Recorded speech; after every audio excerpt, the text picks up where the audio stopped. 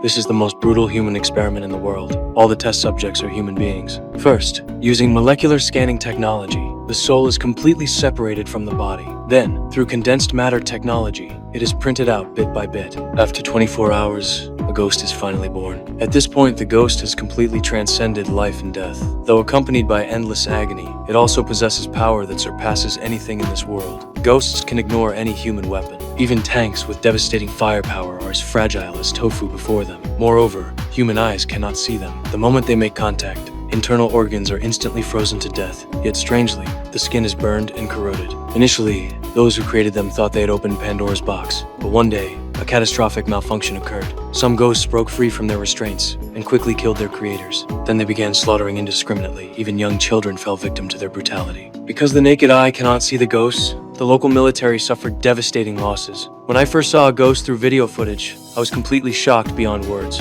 But I firmly believed this was simply an unknown weapons technology, not the ghost that locals spoke of. To investigate the truth, I decided to use my invention, a hyperspectral camera. Nothing that appears can escape its detection. Soon, the military dispatched a special forces unit to protect me during the investigation. When the soldiers kicked open the front door, they discovered numerous bodies. Strangely, there were no wounds on them, nor any signs of a firefight. At that moment, the soldier on the top floor encountered a ghost. At first, he thought his goggles were malfunctioning. After removing them, he saw nothing. But when he put them back on, he clearly saw the ghost's full form. After a round of gunfire that caused no damage whatsoever, he was killed by the ghost the next second. The remaining team members received the message and prepared to provide support, but they lost their lives instantly under the ghost's attack. The other soldiers didn't even know what had happened before meeting their demise. In panic, soldiers fired in all directions, but it was futile. They could only lose their lives in vain. Just as the soldiers were retreating through the windows, they discovered something even more terrifying. The ghosts could float and pass through walls. Within just a few minutes,